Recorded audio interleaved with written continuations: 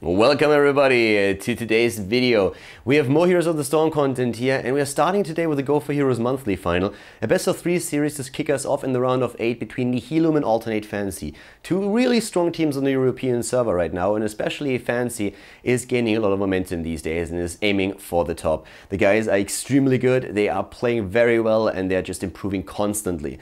But Nihilum is a very strong and established team as well, and both of them know each other really well since they practiced together. They played each other countless times in tournaments, and today we're going to start this off with a match on Sky Temple. When Nihilum is trying to go for a bit of a push strategy with Tacita and Brightwing, so they can go for a double promote here, which is incredibly strong on maps like Tomb of the Spider Queen, but also here on Sky Temple, especially with Brightwing, since usually she positions herself at the top lane when the bottom temple activates. So while all of the teams are trying to fight for the temple, Brightwing can still gain some split experience, push the lane in with promote, and then just phase shift to the rest of the team once the fight starts. Of course, ATN Fancy, they know all of that, and they are trying to counteract that. They have a very, very nice composition here as well, and they're running it with a false stat, trying to just negate a bit that global effect that Brightwing has on Team Nihilum. So a really interesting match that comes up from a tactical point of view, as well as, of course, from the playstyle that the two teams are using here. And we're going to jump into game number 1 here on Sky Temple to see who's going to take the first game in the best of 3 series.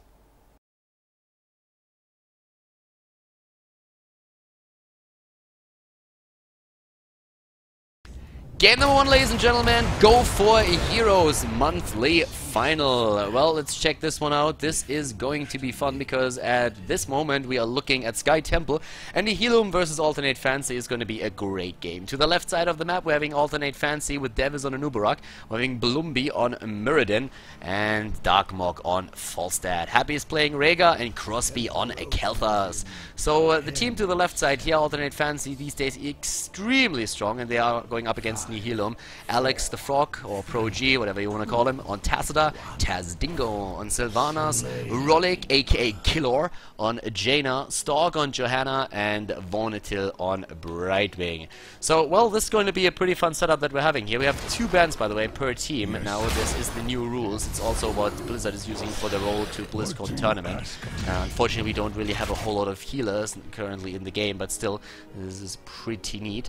So, at this point, Tazdingo already up here at the bot lane. And yeah, just checking that out. Over here, well, as it seems we're having Crosby, Devis, and Blumbi going for a bit of a tri lane right now, trying to just like put the pressure on these. They have quite a bit of CC if you think about it. Not only do we have an Uberberg, but also Mirrodin, and besides that, at the top lane there's Stork currently going up against Alternate Happy. So let's see how exactly this is going to work. Alternate Happy is trying to just like get those creeps as close to the towers as he possibly can, soaking that in, playing safe, better safe than sorry. And down to the mid lane, we are still having that tri lane for Alternate Fancy. At the bot lane, on the other hand, it's starting to be a bit of a pressure point that we're having with Rolik, Vonatil, and Tazdingo. The interesting part that we are going to see is on level 4, where we could potentially have 2 promotes on Tacita and also on Brightwing for Nihilum, and with that they could be very annoying, especially on a map like this. Going for promote on a hero like Brightwing can be super annoying, because you usually position Brightwing to the top lane anyways, once that the second temple phase is about to start. When you do that, you can soak experience, but you're normally not in a position where you can really push too much, since Brightwing doesn't really have all there's like great pushing capabilities. So this is one of the things that with promote you can actually circumvent, and suddenly you have some pushing power. Vonatil is already jumping in over here. Regards to builds, nothing out of the ordinary just yet. For Johanna, if you haven't seen yet, Knight takes pawn is actually quite popular. It's especially great when you want to try and stack with Asmodan for your Q. That's something that especially Navi does a whole lot. Oh, nice engage here against Jaina.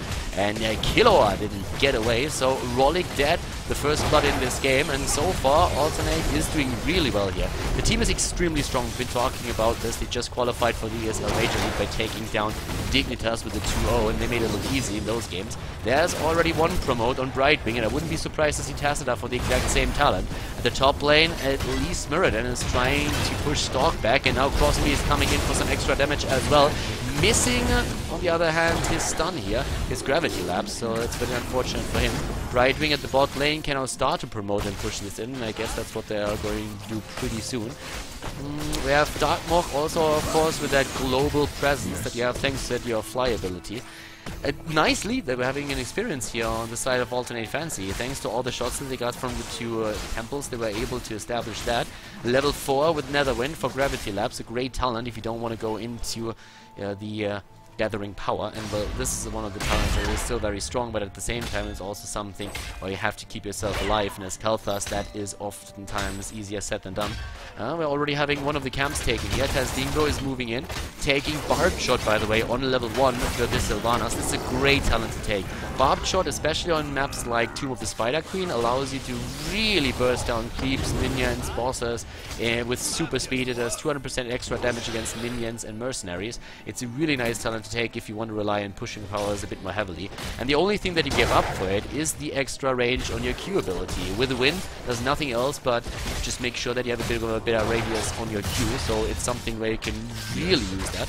Promote, well, will be used in the mid lane now as well. Stork actually in the top lane is trying to get Darkmog, but in this case didn't really work out for him, so using Condemn, but Darkmog moving away with a quick barrel roll here. The next temple is of course going to happen at the bot lane. There's level 7 for both of the teams now. Full Beetle build on a Nubarak, Piercing Bolt on the side of the Mirrodin. Doesn't really have to go into battle momentum. Sometimes you need to have the avatar up a bit faster and also get several of those thunderclaps in one of those fights. But there's not too much right click on the side of Team Nihilum at this point. So let's see how exactly that works. We're seeing at the bot lane the temple activating, and right now it doesn't really look like we are going to see Nihilum rotate. Yeah, in the mid lane still, Alex the Pro G is currently running his promote and is trying to push that in, but if you're going up against Nubarak, it's not all that easy. At the top lane we're having Von Till, and of course Falstad is positioned here too, since he can fly down if he wants to. Nice move here, taking the creep wave away, moving into the towers now, soaking up a lot of those shots. Blind on Khaldor, he needs to be careful, but at the same time the rotation again with another Condemn on Stalk, and they are moving in already. Blomby is trying to get into position, and maybe another stun against Tazdingo. Tazdingo is low, gets a shield. Right wing comes finally into play, doesn't have protective shield though, of course. He needs to be careful here. Stalk on Johanna, once again moving away. Now it turns into that 5 versus 5 that we were expecting all along. The Nihilum is welling up, but suddenly that well is gone now too. Tazdingo already thinking about moving up to the top lane, so experience again. Apparently they're going to give up the shrine here. Most of the shots already fired, and this is Alternate Fancy taking once again a slight lead here. But in general, the Nihilum has done pretty well coming back in closing the gap in experience. So we have a rotations in the top lane now. Tazdingo with his Barbed Shot, and also on level 7 now the Unstable Poison is trying to just push those lanes in as fast as he can. For Johanna, we're having After Night Takes Pawn on level 1. We see the Laws of Hope, which is pretty much the standard talent on Johanna these days. And Sins Exposed, so that's also pretty interesting to see. And, well, up at the top lane, oh, Von Till a bit too far out, and he gets taken out there. Brightwing jumping into Tazdingo, but apparently a bit too late. The rotation was already underway, Brightwing not getting away there. And then all of a sudden there's another kill for Team Alternate Fancy. Level 10 is making it easy for Alternate Fancy to take the camp here. There's no way to contest this for their opponents. So Nihilum is currently trying to rotate down to the bot lane, using Promote potentially again to just push these waves in. And Rolik is already in position to rotate to... looks like they're actually trying to set up a bit of a trap. No, they're going for the Siege Giant camp. They might not have the time to pull that off though. There's Blumby happy. In comes Brightwing. Brightwing already there. Here comes the stun though. Davis and Crosby are flanking from the side, and Blumby is moving in now too. Here's already a Phoenix being used by Alternate Fancy. Yeah, the kill against Rhaegar, really well done. But on the other hand, it looks like Tacita might now die as well. Tacita about to go down, gets the shield. It's Stalk that dies first. Blumby and Darkmog both with so little HP, but they both get away. Alex the Pro G just barely escaping here. Brightwing and Johanna are dead, and the rest of the team is currently able to escape. We're having Blessed Shield taken on the side of Johanna as her level 10 talent. Very good stun that you get with that. It's very reminiscent of Diablo 3, of course, when you go for the Captain America build with the flail and the shield. So in this case, it's working out quite well for them so far with those kills in the early game. But the problem is that we're having a 4 kill versus 1 ratio in favor of Alternate Fancy. Look at that power here to de-push the lanes. Tazdingo moving in, needed to be shielded by Alex the Pro G on the other hand, since we already had Darkmog trying to close the distance. Down here to the bot lane on the other hand, we're having again an attempt to get the Siege Giant camp. And this is just Alternate Fancy trying to run with the advantage that they have. They're not too far ahead though, it's half a level. So even with the kills that they got, it's not that far ahead in the game. Also when it comes to structures, they're actually the one team that lost their fort already. So far, Nihilum hasn't lost one, so even though they are not really excelling in the team fights, they're doing pretty well with just the pushing power in general. Thanks to that double promote, they can push the lanes in, and that's what Brightwing is already doing. There's the promote already active. He's pushing this back. At the bot lane, on the other hand, fort number 1 goes down for Nihilum, as Alternate Fancy is starting to go in take this one as well. Stork is already looking at those siege giant camps, trying to deep push, but he can't really do too much about it. We're having Alex the Pro G still on the temple. There's a lot of shots here. Gets pushed away. Needs to move back. There's going to be a stun in just a second. Okay, he moves past it. Well done by him. And we're having now still the temple at the bot lane taken by Blumby. So that's a lot of shots. Once again, that Alternate Fancy is able to get in there. And they have a faster level 13 because of it. Alex the Proji moving away. Rhaegar moving in. There comes the arc and the heal. Oh, just in time. Well done. But the kill could still be there. And yes, with the polymorph, they're locking down long enough so that they can finally take out Rhaegar. Taking out the trash here, the dog is down, and that puts 13 into the hands of Nihilum too. We're having on the side, actually what did he take? Secret weapon taken on level 7. So secret weapon on level 7, so auto attack build here for Falstad going straight into Giant Killer, of course. With the Anubarak being run in the game, we still have Spell Shield used. Even though they are running a double tank composition, they go for Spell Shield there. Because we have Jaina in, we have also, of course, Tassadar. That's quite a lot of AoE abilities that you are going to eat during those fights. So Spell Shield is going to help you mitigating that damage. Flamethrower on Kelthas shouldn't be a big surprise to anybody out there. And of course the Healing Surge on level 13, taking that over a Feral Lunge. They have enough damage on the board, they don't really need the Rhaegar to dish any out. Yeah, but then again we have Tassadar suddenly in trouble, gets shielded, in comes with Condemned Johanna. Here comes the kill against Brightwing, again flying straight into that Hinterland Blast. And Testingo is being stunned out, as is Johanna. Down goes Sylvana. Johanna, of course, the Paladin gets away. But, oh, is he able to escape? There's no way. Alex is putting himself into a corner, trying to move back here, but that's not happening. Condemned used once again by Stork, the former Team Optus player, who's doing what he can here, but now they are one level behind, 15 to 14. The kill count 7 versus 1. And at the top lane, a pretty big wave pushing in. At least going to soak a few of the shots from those two towers, but I highly doubt that they are going to be able to push that wave in. That's just not going to happen. We have at the same time now, once more, Alternate Fancy rotating through the map, getting camp after camp and trying to go straight for those. They've been playing a very good game so far, really solid. The heals here, 23,000 on the side of Rhaegar, thanks to the Ancestrals that we had come into play. Just look at that hero damage that we are seeing for them. 17,000 on Kelthas alone. We still have... Now we actually only see Jaina so far with more, but still more than enough. Level 16 is going to be on the board very soon for Alternate Fancy, and they've been running with a slight lead in this game nearly throughout the entire match so far, which is pretty cool for them, since now once more they are going to fight with an extra talent. And that is one of those points where you can't really do a whole lot as all this team in Nihilum. Because what Nihilum does is just they try to play around their opponents. They're moving to the bot lane, taking one of the forts, and now putting Alternate Fancy now on the decision, are we going to go for the temples or are we going to try and protect the bot lane? And Nihilum is probably just going to continue the push towards the keep, and then going to force a TP back by their opponents. The smartest choice, in my opinion, that they could have gone for, because they will get very, very close to level 16 with that, and they will force them to move back. Darkmog is already moving back, Crosby is moving back. Over here we have Anubarak and Blumby apparently going for a move back. The towers are gone, 16 versus 16. Of course, Ignite is going to be a bit of a problem for Nihilum, but so far Alternate has played this pretty safe. They're going back onto the temple with Blumby, but here comes the rotation. Here comes Nihilum, and Blumby needs to be super careful. He still has a Dwarf Toss to jump away if need be. Alex the Pro G is already smoothing in. Rollick is there too. No Blizzard just yet. Here comes the 5 versus 5. Can they maybe win the team fight this time? Stork's at the front line once again on his Johanna. Burning Rage on level 13 gives him a bit more damage in those battles. And we're having Hold and Renewal also taken on level 16 now for the extra heals. But they need to move back here. They cannot fully engage just yet. And going up against Kelthas, if you just want to poke a bit, is basically suicide, since he will always just get the better poke. He has the flamethrower for the extra range on his flame strike, and then also of course ignite, which just boosts his damage up so much thanks to living bomb. So in this case it's not really a surprise that he does go, that they have to move back from him. But still, it's 17 versus 16, it's a level of a disadvantage, but they are on the same stats when it comes to talents, and that's the really, really important part in this battle right now.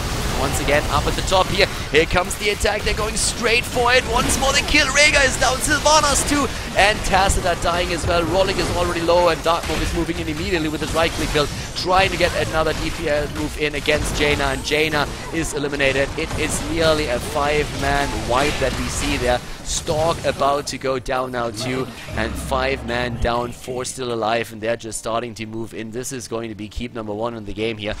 Very well done. Very well by Alternate Fancy. We've been talking about this earlier. These guys are just so damn good these days. This is, of course, a best of 3 series that we're looking at right now. This is map number 1, Sky Temple at the GO4Heroes Monthly Final. We are in the round of 8. And it looks like Alternate might be able to get that lead, but they're not there just yet. They took down keep number 1, and they are also moving in from second one. 12 kills against 3 puts them in a very comfortable position, and they will get keep number 2 as well, but they have to move back for now. They can't finish the game just yet. Keeping the keep at the bot lane alive just means that right now Nihilum still has an opportunity to survive the game, even if the opponent takes 1 temple. But they have to win their team fights right now. They need to get those team fights in, and with the 16 talent that they have, they might be able to do that. The big problem is, of course, that you're going to see the level 20 talent any second now for Alternate Fancy. And with that talent, it's going to be extremely difficult for Nihilum to start a comeback here. They kind of need to soak 2 levels and to get on even footing with their opponents, but that is highly unlikely before the next temple happens. So you can't really fight for this one. Like, fighting for the temple down here at the bot lane is not something that you're going to feel comfortable with if you are in the shoes of of Nihilum. Just because, how do you approach this? Boss is being taken out as well. Oh wow, that's basically a checkmate move that we are seeing there. If that's not being contested, it's going to be lights out. Look at Johanna, has to rotate from the top lane. It's going to take ages, and without her here at the level 20 talent against him, there's nothing they can do about the boss. A nice Phoenix for zoning was also put down here as well, helped even a bit with the damage against the boss. And now, of course, this looks pretty much like a checkmate move. If you're Nihilum, what are you going to do there? You're up against an opponent who already has his Nexus Frenzy on false stat, a double Hardened Shield on Anubarak and Muradin. They're talking Storm Shield on Rega and Blink on Kel'Thas. You won't be able to get that snipe against Kel'Thas with that. We have the boss moving in. You need to defend against this. At the same time, a temple is taken and pressures your lane even more. The D push at the top lane. This is just great pressure that we're seeing from Alternate Fancy without them even having to expose themselves. Very, very strong play here. Very nice strategic moves. And now the boss is already through the wall. We're having the keep probably eliminated. No, actually, it looks like they might be able to save that. They have a mule. Well, actually, Tacit would probably have to stay here and... Oh, 5 more shots? Wow. That was a bit of a fail. Tacit could have saved this one, and then they could have muled it. Shield was all that they needed, and then they could have muled it up again. Now the problem is that if they lose 1 single temple, they are losing the game. And the next temple phase, I think it's 2 temples still. I don't think it's a 3 temple phase just yet. Should be 2. And they are moving in. They don't even want to wait for that. They say, hey, we have level 21 against 19. We're going to go for it right now while we have the extra talent. So they are moving in. Hinterland Blast doesn't hit a thing though. Nice dodge by Nihilum. Very well done. Already anticipating this one. But Stalk is down. Tazdingo on his Sylvanas died, and Tacita as well. This is GG, and Tazdingo is already calling it. So, ladies and gentlemen, game number 1 is ending in favor of Alternate Fancy, an extremely strong team on the European server these days. These boys, for a long time, were the new kids on the block. Now they are an established force in the top 10 on the European server. Well played in game number 1.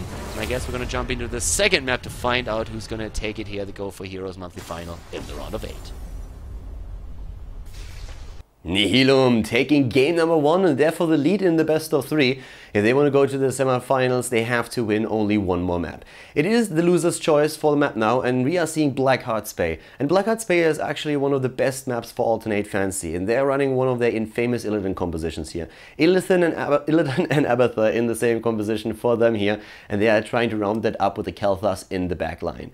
For their opponents, for Nihilum, we have a very strong lineup as well though. We have Muradin together with Tyrande, which is actually more of a trademark thing for Team Alternate Fancy, but of course Nihilum also knows exactly how to play that stun into stun, getting that CC chain going, and then using Hunter's Mark to burst down a target. So that's the idea here, and of course that's also something that can work very, very well against Illidan if you catch him off guard, if he jumps in a bit too soon, and then you just like try to take him out early in the fight, and that usually puts you in a position where you can easily win the team fight.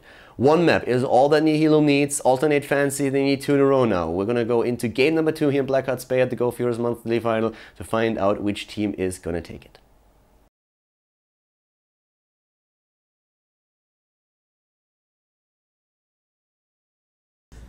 Alright everybody, welcome back to game number 2 here at the GO4Heroes Monthly Final between Alternate Fancy and Nihilum. Interesting composition that we're seeing, especially for Alternate Fancy. Not really what I expected during the draft, but still very strong to play. We have Devis on Anubarak for the team that is currently in the lead in the best of 3 series. To the left side there is Blumbi on Abathur, we have Happy on Uther, Crosby on Khaldor, and Dark Mok on Illidan. To the right side, Nihilum currently down in the series. We're having them with Alex the Pro G, aka Alex the Frog on Tyrande. Khaldor is playing Jaina. We have Tazdingo on Sylvanas, Stork on Muradin, and Rhaegar played by Vontil. Actually, in this case, Alternate Fancy would have been able to go into a quad blood for blood comp. Decided not to. Picked Uther over Rhaegar and decided to go into an Abathur build here. Actually, this is really reminiscent of what Game 2 usually does on this map, and I'm super curious to see how it's going to work out for them. Abathur, especially as Illidan support, is absolutely great, and that's what they're trying to do here. We already have... well, we actually are missing a talent on the side of Uther, not going into Conjuro's Pursuit yet. There it is. And in talents, we are having on Rhaegar still the healing ward taken. 50 seconds into the game, the chests are spawning, and at the bot lane, that chest should actually be won by Dark Mok. Tastingo shouldn't really have a big chance here against Illidan, at least not at the beginning of the match, so we're probably going to see those 5 ending up in the hands of Alternate Fancy. Up here at the top lane, therefore, Nihilum would have to try and get these 5, but right now, Alternate is in a very good spot here. Rolling is now moving in and turning this into a 3 versus 4, and the kill against Khaldor is really well played. Another potential kill against Devis, and they get it. Double kill, very well done. Stork overextending a bit, but gets healed in the last second. And these 5 coins are going to end up in the hands of Nihilum, and down to the bot lane, of course, Dark Mok is claiming the 5 at the bot chest.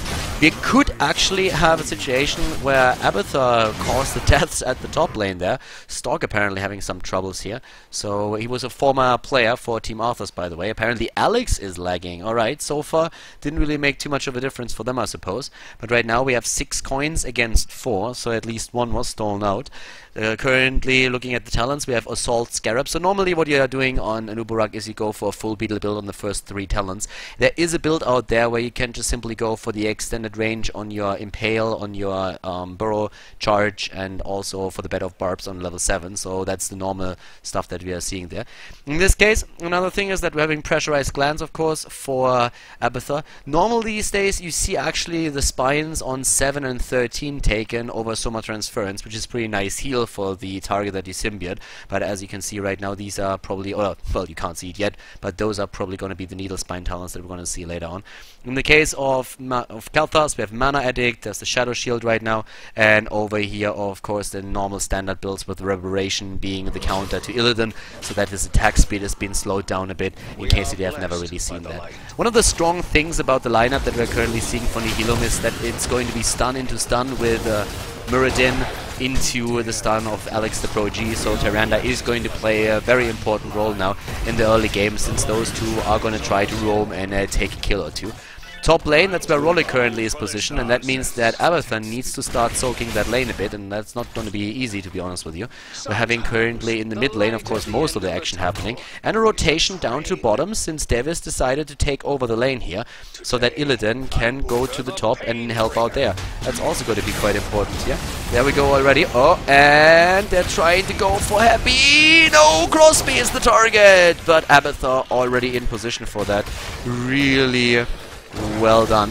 Currently, we're seeing Stork, Von Till, and Alex rotating again from the mid lane up to the top lane if they have to, but currently at least the watchtower is in the hands of Nihilum. So they have a very good start into the game, and they're currently behind in the best of 3 series, so that's a very good moment for them here. The level 4 talents coming to play, already an attempted move to the turn-in spot, but they're actually trying. Oh my god, they're going to get it on there. They're going to steal the camp away. They're going to steal the camp. Look at that timing. Oh, they knew that Illidan was missing. He was somewhere, and they immediately said, yeah, he's going to try and take that camp. They steal the coins. Illidan doing all the work, and then it's being stolen away. That must really be annoying. Oh my god. I would be a little bit salty right now if I was Illidan. Well, we have already Adrenal Overlord taken. There's Netherwind. Immolation, of course, for Illidan as a level 4 talent. And I mean, in a situation like this, if you alternate Fancy, if you get a bit of momentum in the early game, of course you want to carry that, but if not, you're not going to be too sad about it, since this is a comp that starts to run stronger later on in the game, when you have Khaldor on level 16 with Ignite, when you have Illidan, especially with Immolation, with his first aid on level 4. So it's really a composition that unfolds its strength in the late mid-game and late game, and that's exactly what we're going to see there. So I would be personally very surprised if they would not be okay just patiently waiting a little bit, trying to just run a bit of an PvE here, turning in coins and maybe trying to pick up a kill every now and then, but just saying, okay boys, we're going to win this in the late game, so let's not overextend too much here. Play it safe than sorry, and take it from there. Right now, actually like a decent stun down here. Happy not getting too much damage though. Darkmoke is actually jumping in now too. And it's basically just pressure from both of the teams. The problem is out-pushing as Sylvanas is very difficult. And that's what they're currently trying to do. And I wish them a lot of good luck with that, because they'll need it. Level 7 for both of the teams, but it hits a bit harder and faster for Team Nihilum. And they're getting unstable poison now. And look, in this case, now that the Muradin is in-game, we actually see Muradin played with battle momentum over the Piercing Bolt. And the reason is actually simple. You want to get those additional thunderclaps in during the fight against Illidan. That's exactly what they're going for. Top lane being attacked here. Rollick is waiting for another Blizzard. Alex already moving back. Looks like they're going to sack this one. It's going to be a fort for a fort. The bot one falling. A slight lead in experience currently for Nihilum, and they're starting to rotate over once again. In the mid lane, Davis is already there. Alex the Pro G trying to soak experience, and they are still ahead. They're still ahead and they're still doing well, but I like what Alternate Fancy is doing here, making sure that they at least get a few structures down too, so that they are not on the losing end. Only one mule in the game, by the way. Abathon not going for the Needle Spine talent, but just simply saying, okay, I'm gonna take the mule. And Tyrande took Lunar Blaze, and no mule. There comes the stun, and they're trying to snipe, but it's a bit too late, and Rollick already damaged here. Got attacked right away, and now they have to even rotate back, and Darkmonk with the help of Illidan is already in the fight, but goes down! The owl to the face, the coins collected by his teammates. They are trying to drop Davis now too, but there's the symbiote head already, and Nubarak is moving back. Some love for the beetle. It's the beetle and the slug love here. Abathon is liking himself some Nubarak. I have no idea how those babies would like. Probably disgusting. Absolutely disgustingly bad, but still, like, that's some real bromance or some slugmance. I have no idea what you would call that, but it's very moving. So in this case, Abathon with the symbiote head saving Nubarak here, at least helping them with that. We're having now the full beetle build unfolding in front of us with those 7 talents. And it's actually a pretty nice start into the game for Nihilum. They are behind, of course, in the best of 3, but at least in this game they are ahead, and that's by a whole level. So that allows them to just rotate through the map and get some pressure in. They have their heroic abilities with Ancestral Healing, Avatar, Wailing Arrow, Water Elemental, and also Starfall on the side of Sylvanas. But they have to also try and capitalize on that. Wave clear by Tazdingu, who again went for Barbed Shot on level 1. It starts to really replace With the Wind a bit, which was for the longest time the standard talent to take on Sylvanas. It's not only Tazdingu who starts to play that a bit, but actually a lot of other Sylvanas players are using it now too. I'm started to use it as well, especially on Tomb of the Spider Queen, and it's ridiculous what kind of, how much siege damage you get in. Actually, I played a game on Tomb of the Spider Queen today that lasted 42 minutes. It was insane. And at the end of the game, which we, by the way, won in one big fight, I had 480,000 siege damage with that skill. It's crazy. Right now, Darkwalk jumping in team fight in the middle. Phoenix already used, and Stork is trying to use his avatar to at least zone out a little bit with those mini stuns. Also going straight for the Thunderclap here once again, but we're already having an attempted silence after we just saw the Divine Shield on Darkwalk. There's Dingo moving back. Here comes the Gravity Lapse against Jaina, but immediately the rotation from Stork rotated in ahead of Jaina, making sure that they would have to go through the bearded one before they could go straight for the Beauty here, who still is rocking that side saddle on her horse. So in this case, it is actually a bit of a victory for Nihilum, getting the turn in here, turning those coins in. It's not quite a full turn in just yet. Well, as I say, Tazdingo is moving in to complete it, but at least they got 7 in so far. Crosby, yeah, gets the interrupt, so Tazdingo maybe a bit late to the turn in here. Level 10, of course, by now, also for their opponents. And in this case, there could be another Phoenix, should be ready. We don't have that Divine Shield yet, though. All of the heroics on the side of Alternate are still in cooldown, but here comes Ancestral Healing, who's going to get that turn in. Happy and Darkmok get a full turn in there. They have 12 coins, and Stork is being pushed back by Blumby. So it looks like Alternate Fancy is completing another turn in here. So, yeah, very well done by them. It looked for a few seconds like it would be a completed turn in by Nihilum, but nope, Alternate Fancy, they get it, and just now they are starting to take the lead in experience once again. Nice deep push that we have at the bot lane by Tazdingo. Needs to be very careful, of course. He's one of the preferred targets now for Alternate Fancy, thanks to the 5 coins that he's running. And we're having also more coins claimed towards the right side, where we had the rest of the Nihilum players go for a few of the camps.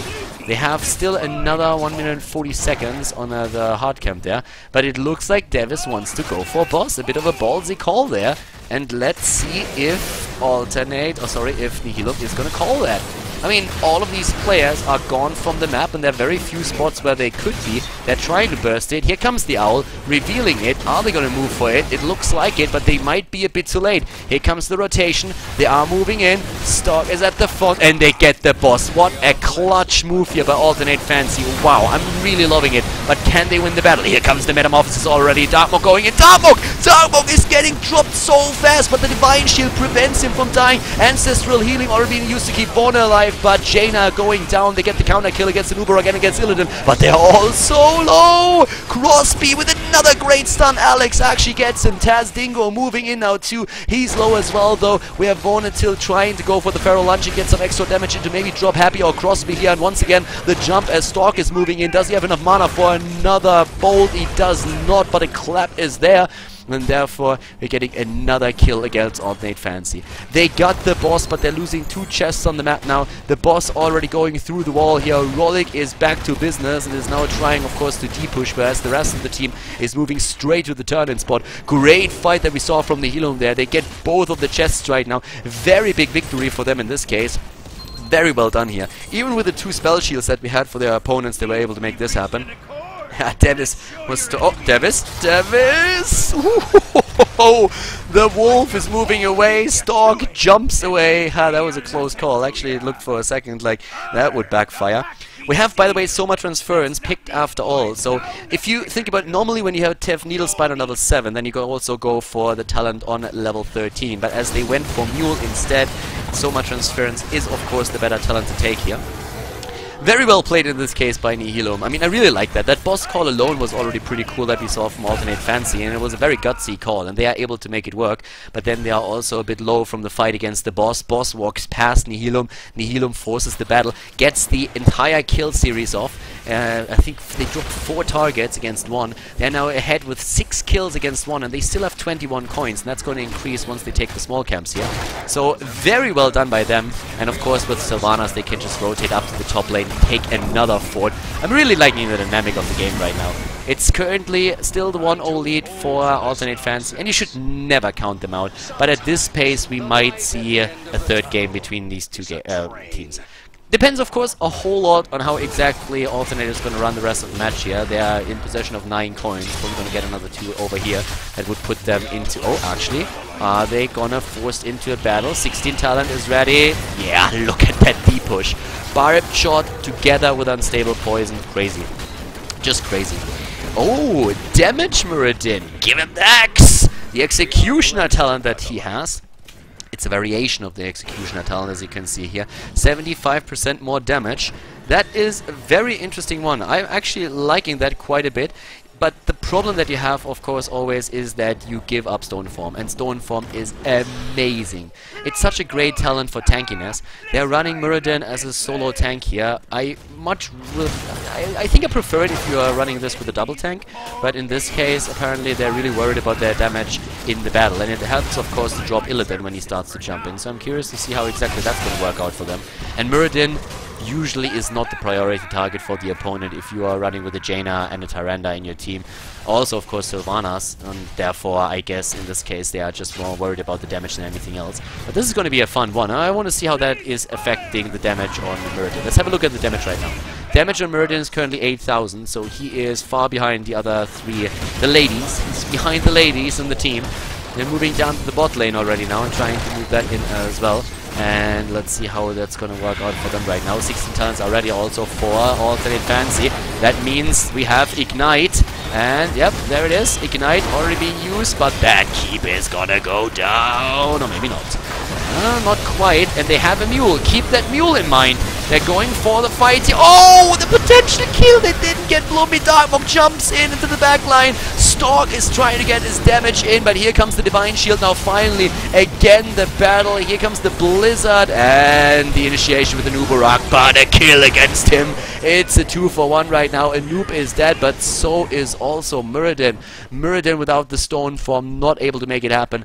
Got 4,000 damage in the last fight. I'm just not sure if that was really worth it. If you keep Muradin alive, you have just such a good counter against Illidan here. So maybe a bit of a mispick in hindsight, going for the give him the axe on level 16. You have just so much additional heal if you go for Stone Form, especially if you combo it off your Avatar form. In this case now, though, we have level 17 versus 18 still, which of course puts the lead in experience into the hands of Team Nihilum. 3 kills against 7 though, and as I said earlier, it's the late game where ATN Fancy is going to shine. With Abathur, Illidan, and also, especially Khaldor, of course, getting his power spike here, this is going to be a very strong game for them. And the Mule is just running overtime here, so the Mule is going for it, and well, this is actually going to be a bit sad for them. That Mule, like that keep,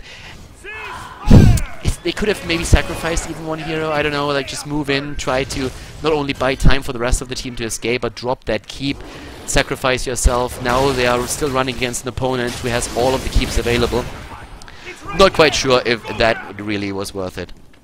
They are apparently going for boss here, sending the owl to the bot lane. Get a bit of damage in right here. We have 18 coins on the side of ATN Fancy, and apparently they're not willing to contest the boss. Apparently they don't know it, they just want to get the turn in. Turn in would get the mid keep and put a lot of pressure at the top keep. So they get boss and they start to rotate down. They try to interrupt again, and wow, just a second too late. So the interrupt is not happening. I highly doubt that they could have prevented the turn in either way. But now it's the movement up at the top. The problem for Nihilum is they don't have 20 yet. They would like to. They would have probably tried to end the game if they had 20. If they kill both of the towers, not even then are they going to get the next level, are they? They're trying though. They're moving in, and as long as Sylvanas just uses the Shadow Dagger to disable those 2 towers and have wave as well, they can keep that boss alive for so much longer. So the boss is going to do a whole lot of work here, and they're moving in already. Look at that 20. It's going to hit very soon. Another wave. That's all that they need. 1 wave already about to go down. There's 3 range creeps, and that's about it. But they're not getting it just yet. The next wave is going to be it. Can they use the Shadow Dagger here? Nice zoning with the Phoenix. That was an important one. Crosby had to drop that early on. Stork is also getting damaged here. That poke with the Flame Strike is just really good. Another thing that they could accomplish though is also force the Mule at the top, because at the bot lane we still have that keep low in HP. It's only at half HP. Here's the 20 now, but we also are going to see 20 in just a few seconds for ATN Fancy. Taking the walls down, really important here too. Deafening Blast, I personally really like it. Of course, if you are being focused a whole lot, what you usually want to do is make sure that you get your Blink on, or your Bolt of the Storm on Sylvanas, but in this case, the Silence against Illidan is just so good. Silence for twice the duration, that's overall 5 seconds. 5-second silence on Illidan, oh boy, he's not going to like that, I can tell you that much. And we also have now, oh, look at that, sexy. Rewind taken over Storm Shield on Tyrande. So in this case, we're going to have a double stun. And of course the Owl itself, very interesting. And Muradin, of course, after he didn't take Stone Form on level 16, had to go into Hardened Shield. This is still a very close game. 7 kills against 3, but the next team fight is probably going to decide the game, because no matter who wins it, will have a very good shot at ending the game. The problem that Nihilum still has is they lost 2 keeps. They lost 2 of their keeps. The keep over here is already low, or lost a few hit points. And if you look to the other side of the map, thanks to Abathar and his mule, all of the keeps are still alive, and he's already repairing them. So yeah, very well done here. And we have the rotation straight towards the middle now. 11 coins against 10. They turn them in. And none of those teams can... Oh, Stork is trying to get the stun. They don't get the combo off. But they could turn in. None of those teams is going to get a full turn in though. It's not going to happen. Not just yet. Hive Mind, of course. Hive Mind taken on level 20. And look at Illidan Nexus Blade. It's all about the damage. Who needs Demonic Form? Illidan, one of those heroes where you can get a lot of different talents at level 20. All of them are viable. Bolt of the Storm, Nexus Blades, Demonic Form. There's so many things that you can choose depending on the situation in the game, and in this one he wants to have the extra damage here and also that chasing potential that he really needs. So interesting to see that. We're having Uther. Well, what is he gonna go for? He could of course see him with his second life redemption. Tazdingo is very much alone at the top lane. They can't fight here. They are trying to go for a bit of a party bush, but yeah, Stork is there. Tazdingo is going to come from the different angle though. Oh, he needs to have a Wailing Arrow. Oh my god, Stork, you need to be careful. Here comes Illidan! Stork! The heal in the last second, the Deafening Blast! Illidan had invulnerability though. He's not silenced. They only silenced the Beetle. That's all that they got from this Deafening Blast. That didn't really work too well, but Crosby... Oh my god, that blink. Oh, in the last second, Crosby just moves away here. They're going in once again. Illidan stunned once. They are trying to burst him, but Stork is getting attacked. That's where, once again, Crosby's Flame Strike is really helping out. The chest is going to end up in the hands of Nihilum, though. That's 5 coins that they really need. If they turn those 5 in, they will get a Ghost Ship, and that will drop the first keep in the game for them. That would drop the first keep. Can they get the turn in though? Alternate Fancy, they're already there. Alternate Fancy is trying to go for it. They're positioning themselves already. Where's Illidan? Illidan is down here trying to move in. He's trying to jump in on his carpet. No, they're allowing it. They're allowing it for now. This is gonna drop their keep in the mid lane. The mule can't do anything about that, and the rest of the team is moving back. They have to de-push the lanes, and that's what they're gonna do right now. This is of course where Sylvana's ability with the Barbie Shot on level 1 and Unstable Poison on level 7 is going to be extremely helpful. And just to give you a bit of an idea of what exactly we're talking about when we talk siege damage, we're currently having 260,000 on Sylvanas, 220,000 by now. And this is really just like having that extra damage against minions and mercenaries plus the Unstable Poison. So this is an amazing build. You give up a bit of safety. You have to be more cautious how you position yourself in the fight, but it's a very, very strong talent to take here on level 1 if you feel that you can do that. So very nice statistics that we're seeing for them there. Here's the turn-in attempt, and stun against Stork. We have the heroics up again. They could go for another Deafening Blast. They need to wait for Darkmook to jump in. Illidan has to use his ult because he can still dodge the Deafening Blast with his ultimate. So this is one of the biggest things that you have to do with Sylvanas. You have to be patient. You have to be oh so patient for that heroic ability. Blumpies! This is the Abathar copy, of course. They got the turn-in thanks to that, and that is going to drop the last keep of the game. This keep is gonna fall, and now, well, they are forced to do something. 1 stun, 2 stun, they're trying to go in. Oh, all that damage! Davis, look at the Locust Swarm that he's currently been using. Had the Hardened Shield up as well, but here is the move up at the bot lane. Can they move through the mid lane and outpush this? Illidan is jumping in, is going straight for the core. It's a base race, ladies and gentlemen. It is a base race. 5 over here. Crosby is defending. He's trying to... Oh, who's want to push faster? The shots are still moving in. There's only 2 heroes though. This could be Nihilum. Nihilum, 50%, 40. Both of them so damn low. Oh my god, 20. And it's going to be, yes, it's going to be Nihilum. Nihilum takes it. 11% on the core of Nihilum. And Alternate Fancy loses game number 2. We're gonna see a 3rd game in the series. Wow. And Alternate Fancy, they win Blackheart's Bay, and bring this series into a third map. The last map is going to be Tomb of the Spider Queen, and we have very interesting picks and drafts here once again. You might have already picked up on the fact that we are using a double ban system, and that was introduced to the draft just because Blizzard is going to run a double ban at BlizzCon and for the whole Road to BlizzCon tournament. So therefore, more and more tournaments, not all of them, but most of them are starting to shift over to a double ban. And in this case, it really paid off, especially for Alternate Fancy, at least when it comes to the draft. Because in this case, once again on the map, there is a very, very strong push potential for a team. You have a high focus on the objectives, on the spiders, and you can just like make that push even stronger with Promote, which immediately Nihilum was trying to pick up again going into Brightwing and Tacita. But on this map in particular, what you can play is Azmodan. Azmodan is a hero that a lot more teams are trying to play onto the Spider Queen because you can easily soak 2 lanes with the Globe of Annihilation, get a lot of stacks going, and you have your own pushing potential then as well, especially with the bound minion trait on level 4. So if you combine that with the rest of the heroes, you're in a very, very good spot. And you can use that also with Johanna. Johanna is actually a great hero when it comes to just having a bit of stacking power or synergy together with Azmodan, since she can pick up Knight takes pawn on level 1, get a bit of additional damage in against creeps, and then just help Azmodan out to get his stacks here. So it's a very interesting setup that we have, but Azmodan was banned out by Alternate Fancy in the second wave because they realized what was going on here and immediately tried to shut that down early. Very smart by Alternate Fancy, but if it's enough to really take the game, that's a different question. They also have a lineup which works pretty well actually against Promotes, since they are currently running with a Sylvanas and also with a Nubarak, who of course with a Beetle build could potentially start to push back quite a lot. So the last map is definitely going to be an exciting one. It's also going to determine who advances into the semi-final. So guys, who's it going to be? Nihilum or Alternate Fancy? Let's find out together.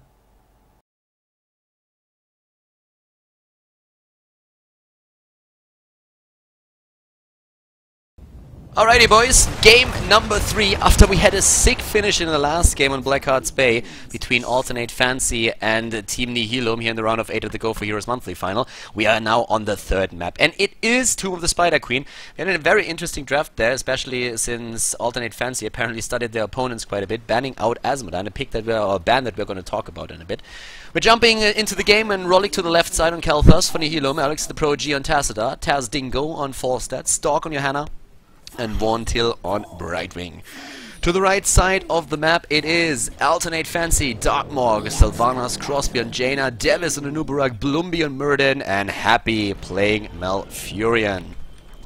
So the interesting part here is really that we're having early on in the draft phase already a pick on Brightwing and on Tacita, and both of these heroes on this map are oftentimes used for their level 4 talent Promote, where you can really just like zerg down a lane.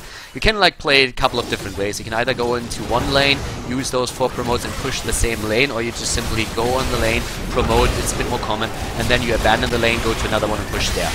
Very aggressive game, by the way here. Rollick actually on Khaldor dying early on in the game. Nice moves there from Alternate Fancy with 5 man in the mid lane. They're already getting their damage in, and now they're pushing Stalk back as well. Very aggressive. With the wind, by the way, the talent taken on level 1 here for Sylvanas, so not Barbed Shot as we've seen by their opponents several times right now. But yeah, still talking about this just a bit. We have, in this case now, on the side of Nihilum, 2 heroes that run and promote. And apparently what they were trying to do is use that together with Azmodan. Because one of the best counters against this promote strategy is having Sylvanas in your opponent, opponent's setup. Sylvanas is great for taking all those promoted minions out, especially if you're going for Unstable Poison on level 7, and even better if you use Barbed Shot on level 1 instead of With the Wind. So with that build you can really just counteract that very well, and this is something that apparently Fancy was trying to do, but Nihilum has some experience, as it seems, going up against Sylvanas if they are trying to run that promote strategy. And what they do is they also add Azmodan to the mix, which has of course a lot of pushing potential. But in this case Azmodan was banned out because Alternate Fancy knew about that trick already, and in this case now of course that's kind of screwed the draft of Nihilum a bit. They still have a decent setup with Johanna at the front, and also a lot of synergy between Condemn on Johanna and then Flame Strike on Rollick's Khaldor, so they can still work out in their favor, but it's definitely going to be an easy game for them. Just shows once more that in those drafts there's a lot of strategy that you have to consider, and a lot of different like aspects how you can run that. For now, we're having both of the teams just soaking experience. That early kill against Nihilum didn't hurt them too much, since we already had other heroes on the lane to soak the experience, so it's not like they lost anything there. But these rotations with 4 man are pretty dangerous, and Stork was lying in wait here, but as 4 man approached him, he knew that he asked for a bit too much trouble. In regards to the builds, there's already the first promote running, and as I said earlier, now that Asmodan was denied, I could even see Brightwing saying, screw promote, I'm gonna go for protective shield to keep my mates alive.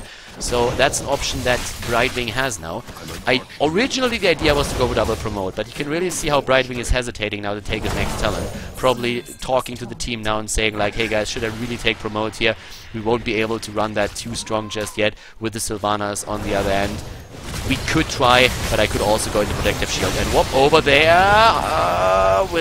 uses his trade, and Stork gets away. We have also, in this case now, once again, of course, gathering power on Tazdingo, using that on level 4. Here comes the double promote after all. Bontil therefore saying, well, you know what, we won't need that protective shield. We use that promote as best as we can and try to just like use it on lanes away from Sylvanas so that she has to rotate. Down here, Sylvanas is moving away. Alex is there, and we're having now the rest of the Alternate Fancy team rotating once again. They have their level 4 abilities now too, with an Venom on Sylvanas. No big surprise there. No talent taken for Malfurion, and that is interesting. Malfurion on level 4. I mean, in this case, you would expect a protective shield. Healing ward is an option, but protective shield is oftentimes what you would aim for, especially with the Kel'Thas on the other team, since healing ward these days is just denied so easily. So I'm still waiting for that to happen. Currently blind against the Nubarak. The turn-ins are there. Nice control in the mid lane so far from Nihilum, and I really like also the scouting drone on level 1 for Brightwing. Personally, not a massive fan of Bribe on the map. You have good access at the bot lane to the single siege giant camp if you go for Bribe, but with this you have more vision on the map, and control on Tomb of the Spider Queen is nearly everything. If you can deny your opponent the turn-ins and you yourself get those Spider Queens, you are in a great spot. But it looks like we could see Fancy with the first one, and yep, there it is. First turn-in there, thanks to Darkmok, a completed turn-in for the team in red. Alternate Fancy is getting it, and we now have also the level 4 talent taken for Malfurion, which is indeed protective shield, as already assumed. Level 7 is still hitting a bit faster for Nihilum, and Nihilum is now trying to rotate towards the lanes. We have on level 1, Knight takes Pawn, Eternal Retaliation is currently being used there as well with a cooldown reduction, and we're having Conviction being used. All in all, a very nice, and I want to say a bit of a utility build for Johanna, which is still a very tanky hero, of course, indeed. Laws of Hope is what normally is being used on level 4 to give me the extra sustain and heal, but in this case now they are trying a build on Johanna which focuses a lot more on Condemn, and that is of course going to be super strong, especially against those minion waves that they're seeing there. Not too much that he could really catch out there, but yeah, that reduction on the cooldown could end up with several Condemns in one of those Web Weaver fights, and then you could really turn out these lanes pretty fast. At this point now, down to the bot lane, we're having currently Montil trying to just stop the onslaught that is Alternate Fancy. Level 7 Terran, Ice Flurs, look at that, I've never seen that. Doubles the width of Cone of Cold and causes weak targets hit to reduce its cooldown. Very strong Cone of Cold in general. Normally it's Frostbitten that we see on level 7 for Jaina, but that's a variation that I have so far never seen on this hero. Very interesting choice by them. Could be a misclick, but I doubt it. Normally you kind of know what you're taking on level 7, so unless he's using quick pick on talents, which you can do with control and the number keys, unless he does that and just misclicked, he definitely chose to do that. And well, in this case I feel that's what we're gonna see, how much it really works out for Crosby. I can actually see him trying to choose something different there. Jaina is one of those characters where you have a few options in her builds anyways, and personal preference in this game is a big deal. Gust of Healing is currently being used here now as well, so we're currently having that being run. It's also interesting that apparently there's a bit of a rumor that Gust of Healing might be removed in one of the next patches. It's a rumor that was caused by, like, allegedly someone on the Korean server, not the Korean caster, saying that he played a PTR version which already include the Butcher, and well, there was no Gust of Healing on Brightwing on level 7, so I'm not quite sure if that's true, but just like spreading rumors a bit and getting the rumor mill started. Could be the case, because right now it's really the standard talent on Brightwing, and if Blizzard wants to remove that and make sure that different talents are being picked, they might think about tweaking that a little bit. Yeah, up here, 20 on Unstable, on Stork, of course. We're having 13 on Tasdingo, Gems, obviously. And, well, Johanna might be in a bit of trouble here. Here's already the attempt to save her. So far, it worked, but not long enough. They get the Gems, though. Vontil moves in, takes the Gems. The blue Web Weavers are now descending, and, well, they still have a fair amount of Gems. So even after those Web Weavers are done, they have an opportunity for a second round of tournaments, I suppose. The level 10 talent that we're seeing for ATN Fancy makes things a little bit more difficult, on the other hand. Blessed Shield will probably be the weapon of choice for Johanna. Oh, Sylvanas at the bot lane was taken out right over here. That was a good kill. So very well done. Perfect timing. Sylvanas out of the game for 15 seconds when the Web Weavers are moving down. That is great. That's amazing, actually. There's the Blessed Shield with that stun that you get in. So that's going to be great. We're having currently also, yep, there comes Stork moving in once again. And as you can see here, it's also Phoenix. We're having the Archon used up to the top lane. There's another Web Weaver set trying to move in. Sylvana's actually moving down to the bottom where we have Brightwing. And Brightwing is, of course, using Promote. And just look at that pushing power. But Darkmok is going to make sure that that's not going to happen too long. Oh, actually moves in. Wow, very aggressively. Gets Polymorph there. A lot of damage against the fort here. Brightwing moving back. Nah, can't kill that. 30 gems on Vontil, and they could turn those in. They have 63 in total. It would be an easy turn in for them. In 10 seconds, they can attempt to do that. Over here, we have the rest of Team ATN Fancy starting to move in. This is the decisive map, by the way. If you lose this map, then you're out of the tournament. If you win, you advance to the semi-final, and we'll probably meet Team Arthurs, who's currently fighting against AP Heroes. So this is where everything is on the line for these two teams already, at least when it comes to this tournament. We're having Locust Swarm taken. Here comes the Phoenix for the zoning. Tasdingo moving back in the last second. By the way, also using Boomerang now on level 4. So he's not going for this right-click build that we see a lot more these days, where you choose Secret Weapon on level 7. We're having him for Boomerang and Gathering Power. Going for the Burst build, and talking about Burst, that's what they're going to need if they want to drop Bloomby here. At the bot lane, Sylvanas is pushing in a fort. Very well done here. I really like the moves that we are seeing from ATN Fancy right now on the map, and they are once again trying to dominate the turn-in spot here to get their next set of Web Weavers. Using that. And, well, there it is. Bloomby, Devis, Happy, Darkmok, and Crosby are starting to move in here. Up to the top lane, that's where the push is happening. And just look at that promote. That double promote is really, really working out for them thus far. With Asmodan, which was their original idea, it would have been so much stronger. But right now, that push is definitely doing work for them. The problem is, of course, that in team fights, this comp is not as strong as they would want to. The original plan was to just like completely focus on their pushing power and end this game as early as possible, or at least get a massive advantage in the match. But they still have a really good synergy with Kel'Thas then later on level 16. When you use Condemn, you pull the targets in, you hit the Flame Strike on top of that, and normally you should be able to hit 2 or 3 heroes, and then that damage is definitely worth a lot. And if you then also have Falstad with a Hinterland Blast that you could use, that's always a great bonus damage that you have there. And that's probably what Tasdingo is going to wait for. Trying to look for an opportunity to get exactly that in. They have level 13 already, and they're trying to make that work in the mid lane as the top is still being pushed here. Brightwing, by the way, is at the bot lane, and that is that big problem that you always have. If Brightwing is going on the split lane and uses Promote there, and it suddenly not only soaks experience, but also has that immense pushing potential thanks to Promote, and that's what we're currently seeing them use. On this map, it's a map where we have the EU server adapting that NA meta a bit. On North America, you will basically see Promote in nearly every game, but on Europe, it's a different picture. There are certain maps, though, that really focus a lot of the pushing potential on team compositions where we see Promote coming into play, and this is the biggest one of them. Right now, the bot lane has been pushed in, that fort is gone, but so is the fort of Nihilum. They are getting farther and farther ahead in experience, though, and by this time we have level 14 hitting for them. The thing that they don't have isn't a talent advantage anymore. Both of the teams are running a Burning Rage here. We have it on, well, of course, in this case, on Johanna for Nihilum, and on the other hand, it's being used on Muradin. They're running this with a double comp, so Muradin doesn't go for the Thunderclap. I really like that, especially on this map. There's usually like so many creeps around, so much stuff that you very rarely get that Thunderclap against a single target, so that you can get the extra damage in. So Burning Rage is a bit more reliable and helps you with the wave clear too. So that's worth a lot, especially when your opponent is running that double promote. We're seeing Jaina not with an ice block, but it's sprint for her.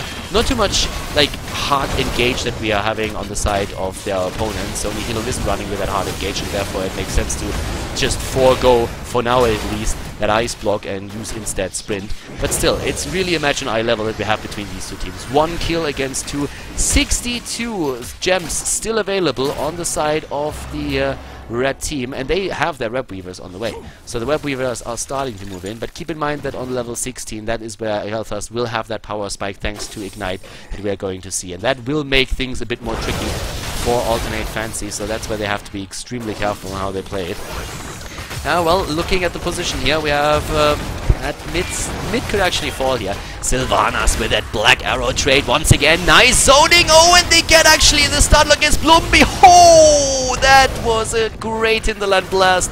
Well, in the sense that it hit. The problem is there was the heal already and survived. So depends on how you look at it. The hinterland blast actually hit exactly what it was supposed to hit. The problem about the hinterland blast was it didn't kill the target, so it was kind of waste at the same time. Like, they didn't have enough follow-up damage, and I don't think Tassingo is going to be too happy about that missing a kill. Wow, that trap down here on the other hand, that's a different story. Stork, Alex the Pro G, and Rolik are moving back. They lose the fort. But look at that little bird up there at the top. That frog is once again going straight for the push.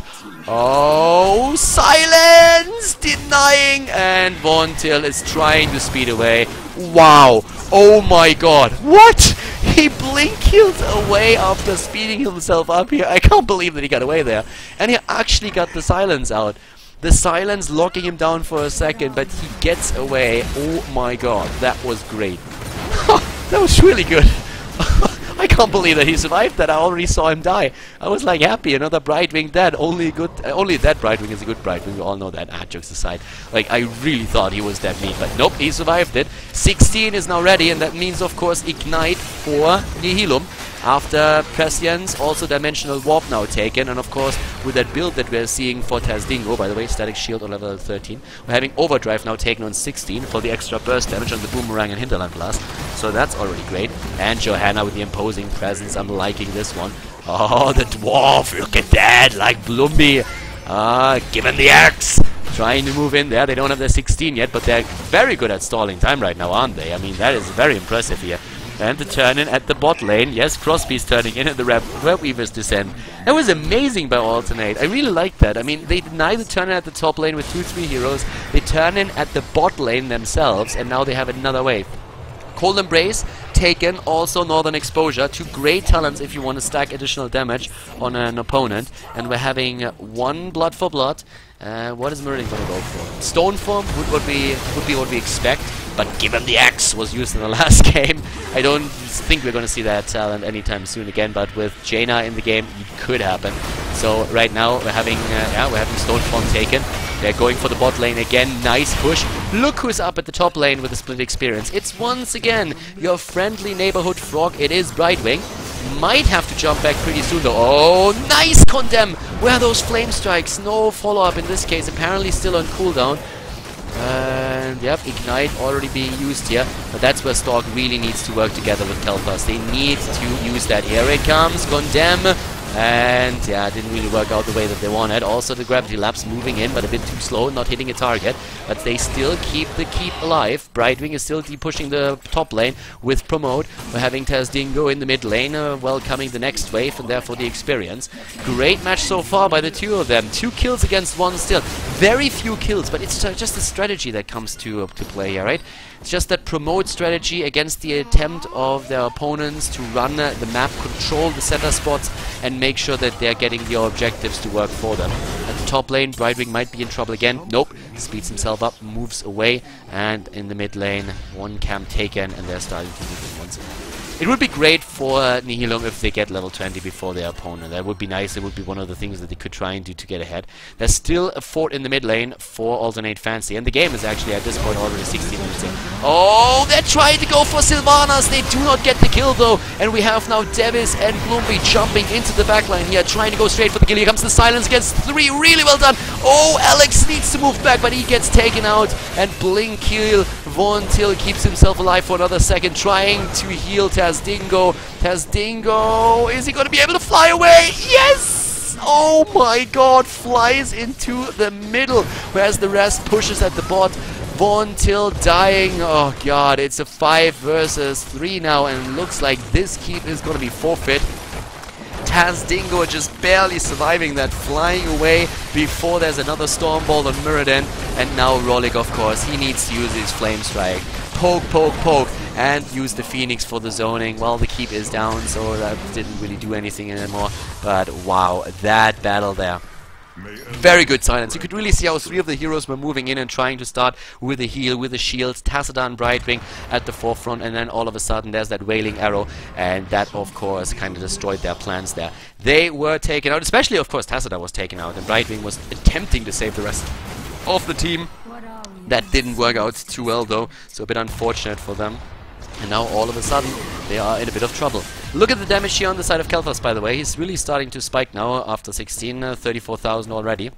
But they need to just work that Condemn and Flame Strike angle a bit more. If Dingo can maybe jump on the back of that with a quick Hinterland Blast, they might be able to snipe one of the targets. Because, let's face it, so far, the Hinterland Blast hasn't really delivered, has it?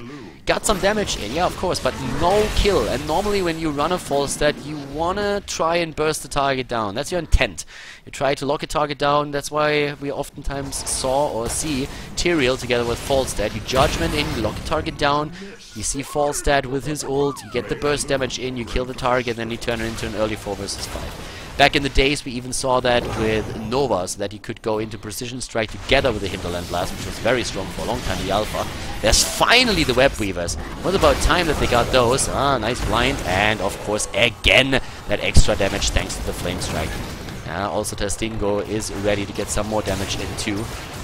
Well, but so far we have still both of the teams waiting for level 20. That's the next big level. And constantly Von Till on the split push lane. Actually, look at this data again. Do we have an experience tab somewhere? Yes, EXP total. So, just look at Brightwing. Brightwing and Falstad actually on the same level. I expected Brightwing to be a bit higher up here, to be absolutely honest with you. Because so far, Brightwing has been soaking on solo lanes a lot. But it looks like Falstad, with that mobility that he has, was able to get about the same amount of experience in total so far in the game.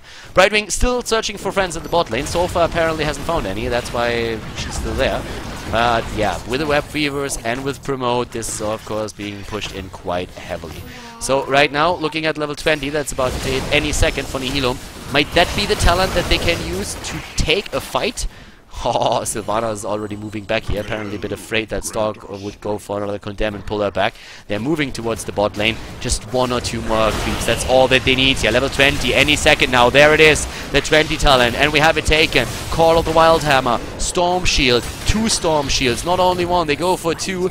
Yeah, Johanna apparently in this case really trying to work with the team and not going for Indestructible, which would have been another option for her, so that she gains a shield after taking fatal damage and can survive.